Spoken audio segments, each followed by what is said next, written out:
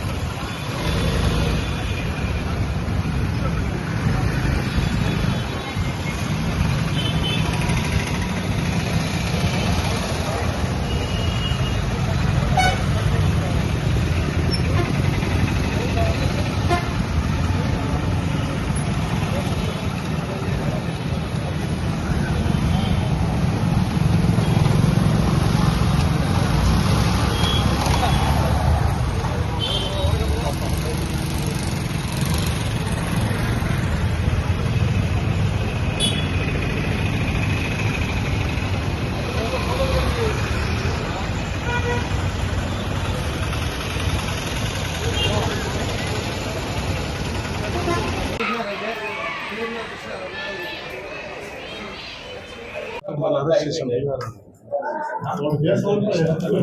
అది వేరే కదా. Jitendra Yadav take them away.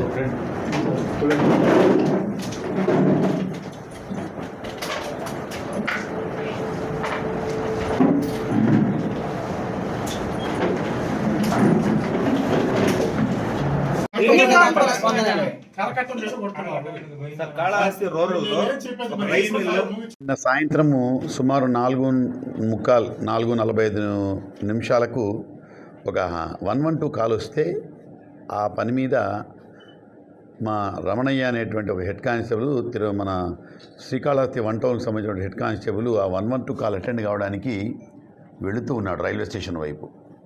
అక్కడే మన హ్యాపీ కిచెన్ అని ఒకటి ఉంది, చిన్న హోటల్.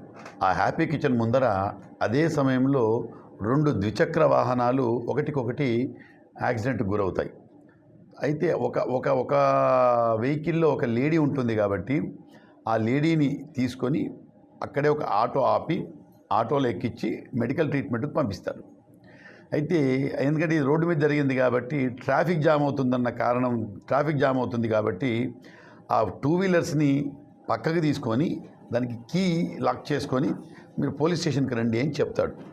అయితే ఆ మోటార్ సైకిల్లో ఉన్నటువంటి సాయి ఎవరైతే ఈ కేసులో శ్రీనివాస్ అనే ముద్దాయి ఉన్నాడో, మా హెడ్ కానిస్టేబుల్ అసాల్ట్ చేశాడో, అతను వాళ్ళిద్దరు కలిసి 2 టౌన్ పోలీస్ స్టేషన్ కొత్తపేట దగ్గర నుంచి వస్తూ ఉంటారు. వాళ్ళు లిఫ్ట్ తీసుకొని వస్తూ ఉంటాడు. సో యాక్సిడెంట్ జరిగింది, అదంతా అయిపోయింది.